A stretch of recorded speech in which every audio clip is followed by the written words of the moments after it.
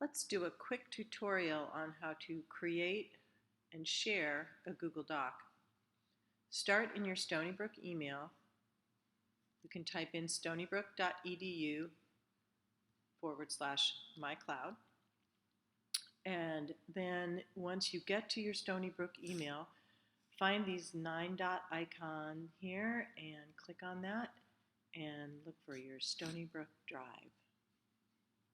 This is your Google Drive attached to your Stony Brook email where everything you create in Google Drive will be saved. Once you get to this window, you're going to click on New and then Google Docs. A new tab opens and you're going to see that many of the commands look just like Microsoft Word, and indeed they are. So you can just start to create your document. Put your title up here and off you go.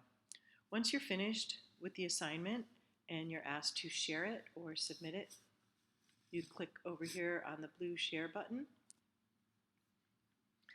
Then go down to the bottom window underneath Get Link, and if you want to restrict from the default setting, it's defaulted at anybody who has a link can open it, but to get a more secure share command, you can change it to anybody within Stony Brook University. That means that somebody who accesses your document that you're sharing has to be logged into their Stony Brook email account and their Stony Brook ID. Once you're done setting that, you can click Done. If you want to invite your professor and send them an email with the document attached, you can type their name in the Share with People and group.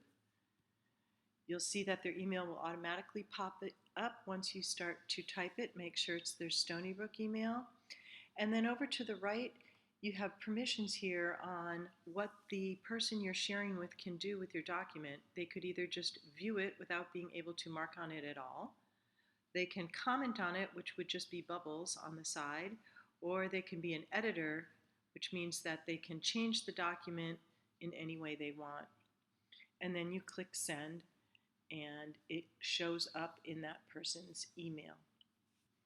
Once you're in a Google Doc of somebody else's or even your own, take note of this function to the right where you can change the commands. So if I am typing a text and I want to make a correction to it and I want that correction to show, I switch from editing to suggesting.